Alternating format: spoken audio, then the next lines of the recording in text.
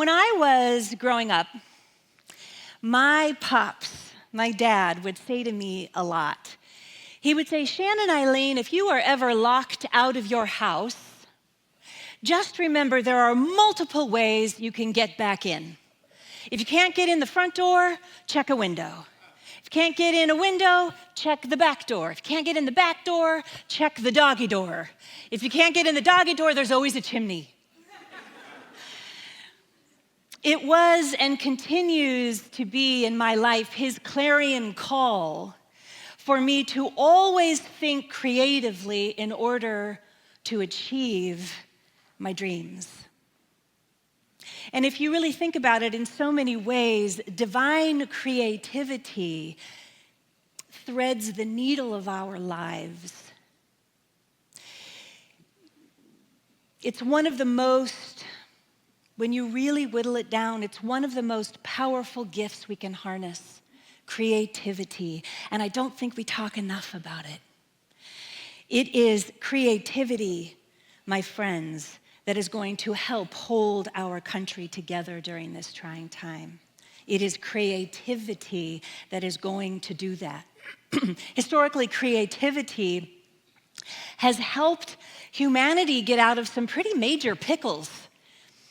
It's helped innovate in ways beyond our imagining. It has saved lives for millennia. I want to just give you a few examples that I found. I wanted to find some of the most creative ways people in the past have gotten through difficult challenges or times. So I just want to give you a few here. So in 1979, during the Iran hostage crisis, 6 American diplomats were trapped in Tehran, and the CIA needed a really, really good plan to get them out. So what was their creative solution? The CIA pretended to be a Hollywood film crew scouting locations for a fake science fiction movie that was to be filmed there. They created a full-fledged production company. They printed business cards. They even wrote a fake script.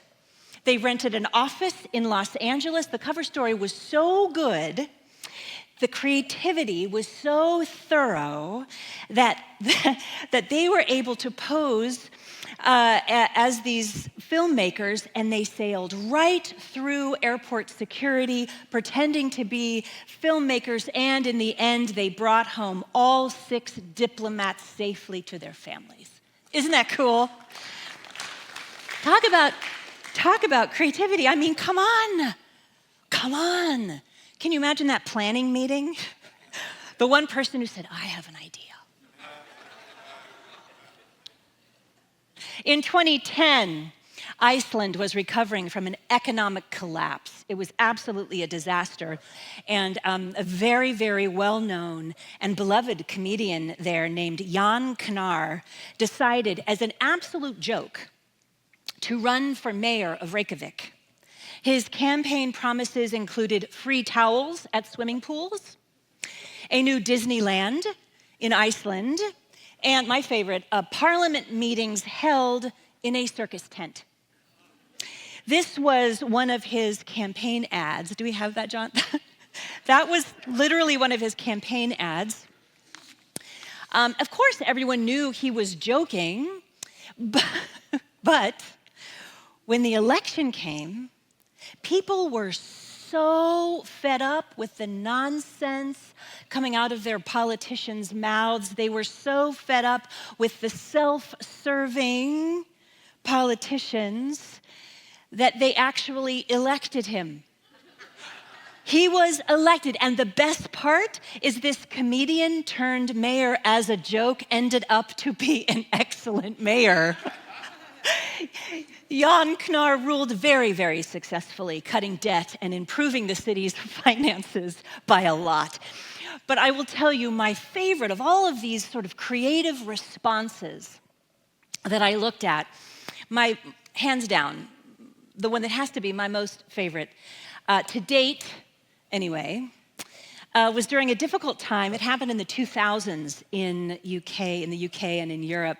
A group known as Circa, which stood for the Clandestine Insurgent Rebel Clown Army.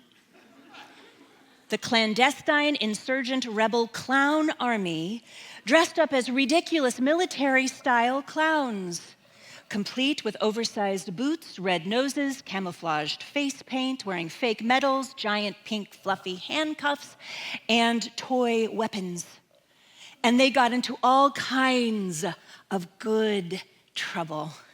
When the police would arrive at a peaceful protest in order to support the protesters who were there holding signs and chanting slogans, the clowns would swoop in and they would distract the riot police by marching in fake military drills while barking nonsensical orders. When the clown activists honked their noses, made fart sounds, and tried to tickle officers with giant feathers, the police naturally struggled to stay serious.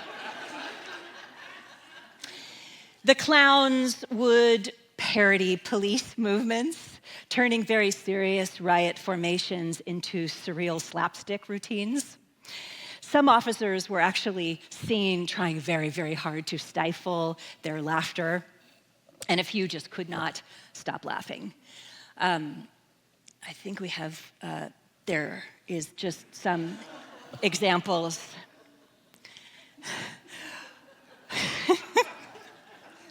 Footage, can you imagine that idea?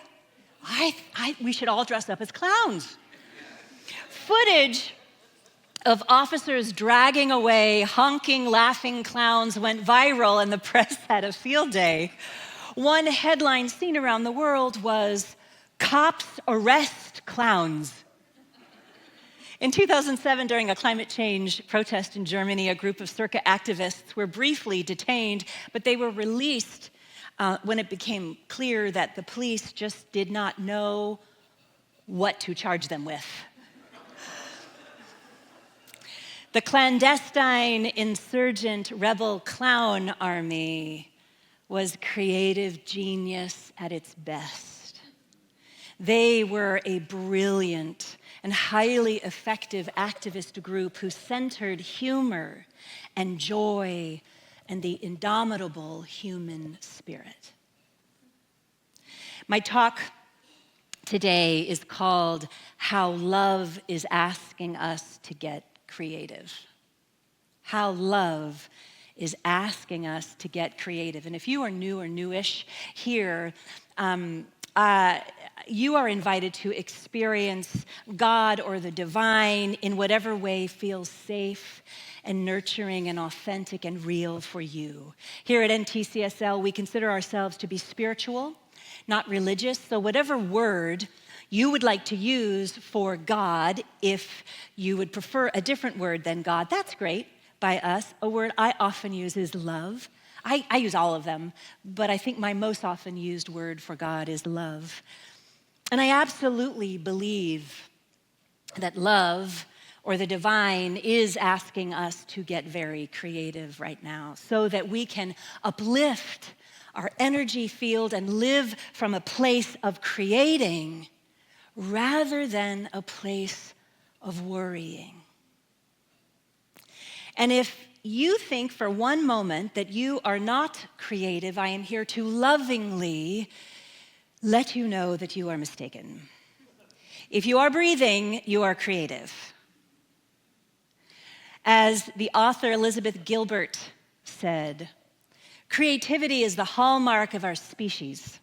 We have the senses for it, we have the curiosity for it, we have the opposable thumbs for it, we have the rhythm for it, we have the language and the excitement and the innate connection to divinity for it.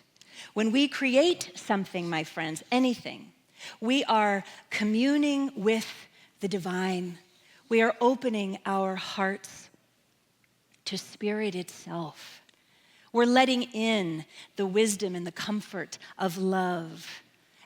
And whatever it is that you do that is creative in any given day, just know it doesn't have to be big. It can be very small. I mean, it can be big, but it can also be small. You know, do you bake? Bake something. Do you garden? Plant something. Do you write? For the love, write. Can you sing? We have a lovely choir. Do you love cars? Find an old engine you can refurbish. Do you love spirituality? Find a new spiritual practice for yourself. Are you an expert at organization? Go clean out a closet. That will make you feel better, I'm sure. Do you love learning new things? Take a class online. Is classical folk or indie rock music your jam? Create a new playlist. Whatever it is for you, I am inviting you into that creativity, especially during this time. And if you can do it consciously, all the better. In other words, if you can create something understanding that you are doing it with the divine, you're co-creating it with the divine, all the better. The etymology or the origin of the word creativity comes from the Latin word creare, which means to grow. Creare. Creativity originally meant to grow. And if you think about it, whenever you create anything, there is this inner feeling of growth. You know what I mean? Especially when you've accomplished that task, whatever that may be. Something within you is aligned. And when we are aligned with Spirit, we grow with Spirit. When you are creative, you grow in the love of the divine because you are not the same as you were before you accomplished it. Again, big or small, I invite you to just notice next time. Just notice. And this feeling of growth or expansion happens whatever it is that you are creating, because again, you're never doing it alone. As we teach here in New Thought, we co-create with the divine, with Spirit. Everything is co-created. We are a panentheistic teaching. We understand that Spirit or Source or God or love or whatever word you are comfortable with is in, through, and as you, and in all things, and as all things, and in the mystery. And so whenever we co-create anything, we are co-creating, we are in partnership with Spirit. So often we've been raised to think that it's all up here. And and even if you are an artist, we can fall into the trap of thinking we are doing it all ourselves. We're creating the art ourselves. No, we are not. No. Anything you're doing creative, you're channeling Spirit. Spirit in you has come alive. It has come alive. You are never, ever doing it alone. From the ancient wisdom of Hinduism and the Bhagavad Gita, it is written, of all creations, I am the beginning and the end and also the middle. Of all creations, I, meaning Spirit, am the beginning, the end, and also the middle. God is in all of it, especially that gosh darn middle. You know what I mean? That place where we're like, I'm not going to go on with this creative thing. God is in it. Spirit is in it. Whenever you are in any act of creativity, as long as it hurts no one, God or Spirit is right there with you, growing you as you go. Growing you as you go. Speaking of creativity, right now, on our dear planet Earth, there are approximately 2.1 billion Muslims, or 26.4% of the global population. And there are approximately 2.6 billion Christians worldwide, or 33% of the human population. And due to the difference between the Islamic lunar calendar, used by Muslims and the Gregorian calendar used by Christians, it is only every 33 years that Ramadan and Lent have a significant overlap, like they do this year. You know, this quiet, seemingly uneventful, inconsequential year of 2025.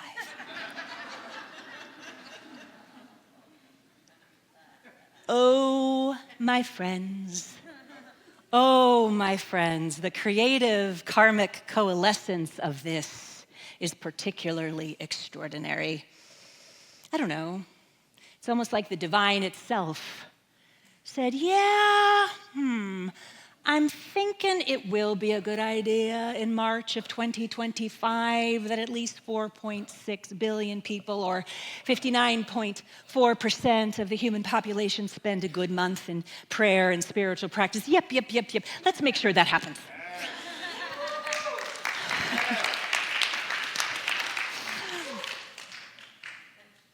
33 years, every 33 years, and it's this year.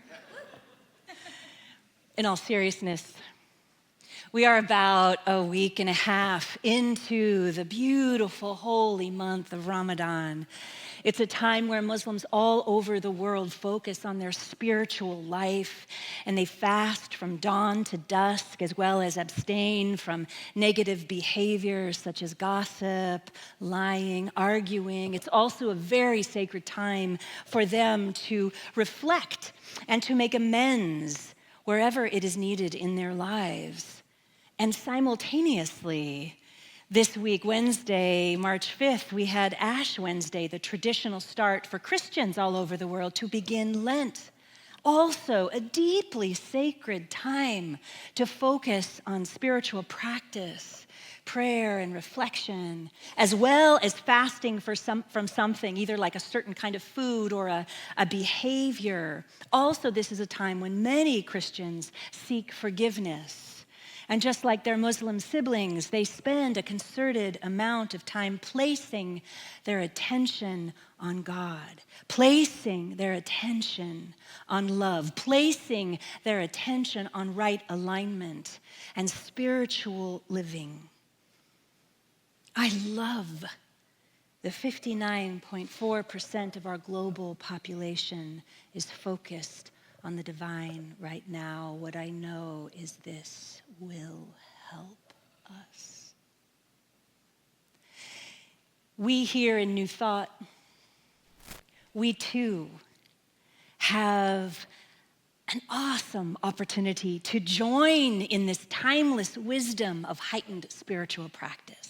Whether that is meditation or contemplation or prayer, all the spiritual practices we teach here, gratitude journaling, practicing forgiveness, whatever that is for you, this is such a powerful time between now and Easter, which this year Easter is on April 20th. And for those of you who've never been to Easter here, I want to invite you.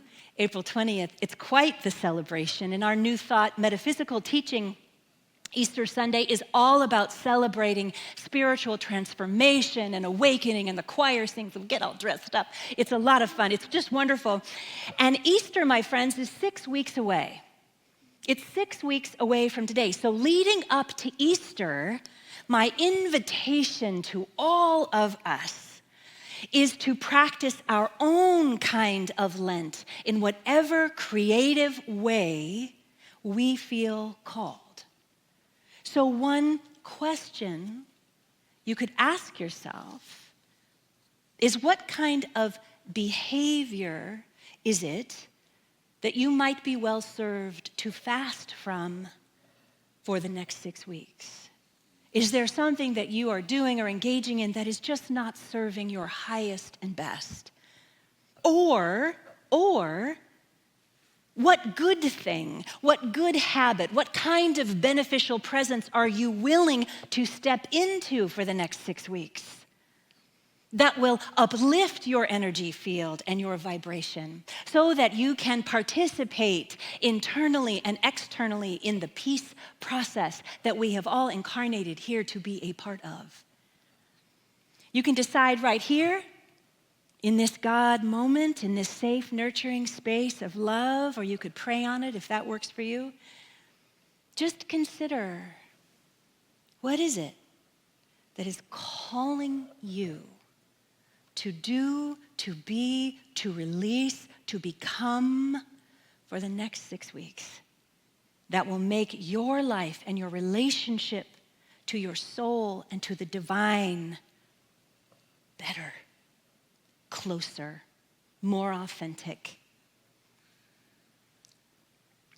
And I invite you to be creative. Let it be creative for you. This is not meant to be a New Year's resolution, dear God. We all know where those end up. Do not. No. This is 6 weeks of stepping into your greater being, your greater becoming. And who knows, by Easter, you might show up and say, I'm going to stick with that. I'm going to keep it. That worked. My life is better. I feel lighter. As Shelley so beautifully reminded us last week, we are the holy temple where authority resides. We are the holy temple where authority resides. I say that to remind you that you've got this. Whatever it is that is calling you, you've got it. You are the holy temple where divine authority resides.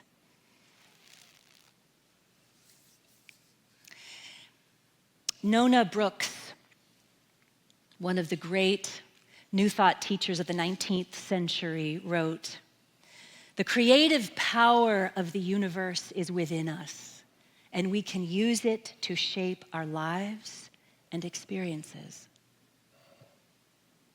The creative power of the universe is within us, and we can use it to shape our lives and experiences. As always, my friends, we are at choice. We are at choice. We can get creative in our responses to what is happening now in our country. Let's get creative. I'm not necessarily advocating a new career in clowning, but go for it if that calls to you.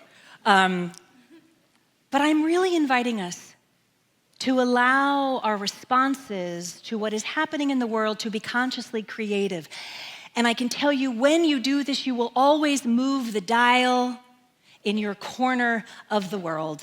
In 2015, a Christian mother named Sarah Cunningham from Oklahoma, the mom of a gay son, went to Pride with him and wore a big homemade button that said, "Free Mom Hugs." She offered hugs to anyone who made eye contact with her, and the response was overwhelming.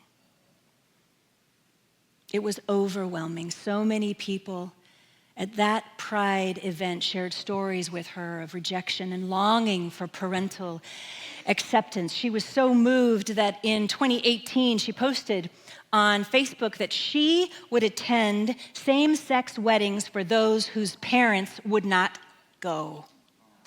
And it went viral. It went viral. How creative is that? How creative is that? Sarah Cunningham's creative response blossomed, and now her organization, Free Mom Hugs, which I am a member of, by the way, has chapters in all 50 states. All 50 states. Our altar here, every candle that is lit represents one of our 50 states, and all of our siblings who are in those states, red, blue, purple. Let us be creative in the way that we honor all people and everyone. Everyone. Creativity is a change maker. Creativity is a change maker. In 2022, when Putin invaded Ukraine, and do not let anyone tell you otherwise, some of you will recall, who've been around here for a while, I know we have a lot of new folks, but some of you are going to remember a diplomat friend of my mother's who reached out to me and asked if our community here at the New Thought Center for Spiritual Living would help 2 families get out of Ukraine. Do you all remember that? The need was so urgent because the mothers in these 2 separate Ukrainian families were humanitarian aid workers, and because of that, because they were humanitarian aid workers, they were automatically put on Putin's kill list. And so it was of the utmost importance that we do everything humanly possible in our community to help get them out of that situation. And you all stepped up, we raised funds, and we were able to, it was a nail-biting 11th hour, holy moly, are we gonna be able to do this? I don't know, can we do it, can we do it, can we do it? We were able to get them out of Ukraine and into Poland and onto Ireland, where they have remained out of harm's way. That was creative, yeah, that was creative. So we have a very deep connection here, a very deep connection and commitment to supporting Ukraine. And let me just say in the very same breath, I also have a very deep commitment to supporting the people of Russia. My oldest daughter is adopted from Russia. I have been to Russia. I have met and know the most glorious human beings that live there. And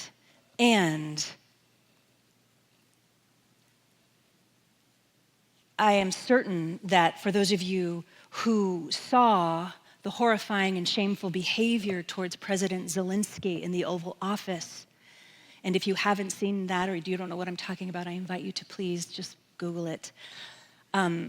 The behavior was horrific. This man who has been leading his people out of war for 3 years. And so I wanted us to get creative in response to that. So in response to that, I asked our beloved team to create these postcards. It has the Ukrainian flag, represents that, and the top says, "You are not alone," and underneath it says, "We stand with Ukraine." And it is addressed to the Ukraine Embassy. And so there's 200 of these, and they're stamped, and I am going to invite all of you who are here today to just take a few minutes after service and join us downstairs, and let's write a love letter to President Zelensky and the people of Ukraine, letting them know that they are not alone, and what happened in the Oval Office does not represent us.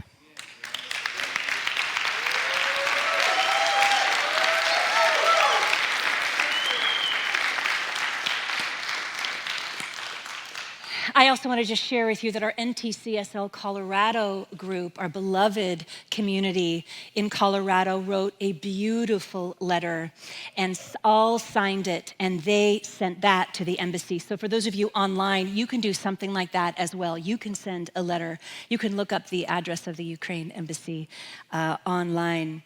And this is just a small example of how a creative response can be impactful. And I am clear that love is asking us to get creative right now. I am clear, and in doing this, keep in mind that in our creativity, we're partnering with God. It's like Spirit is going, yes. So this week, please remember that when you create something, when you create anything, you are communing with the divine. If you can make that more conscious, your connection to Spirit, to God will grow if you make that more conscious. When you recognize in that moment, look at me, I'm partnering with Spirit. I mean, I sing for everything, but you don't have to sing necessarily, but you might try it. The second thing, let's join our Muslim and Christian siblings around the world. And for the next 6 weeks, choose a behavior to fast from or to bring into your life. And who knows, you may just end up celebrating at the 6-week mark on Easter that you will keep it. And it's a new way of being in your life. And the third thing, finally, I invite you to consider what you can do in your, corner of your block to make your responses more creative, your responses to vitriol, to difficulty, to pain, to injustice, more creative. Think of Sarah Cunningham. And I just want to say, if you have an idea that comes to you that you go, no way, I can't possibly, yes, you can. Yes, you can. And you may even want to suggest it to me, and I can bring it to this community, because I'm wide open for that. Just watch. Watch what happens when you start to get really creative. Watch how you feel, and watch how that changes you.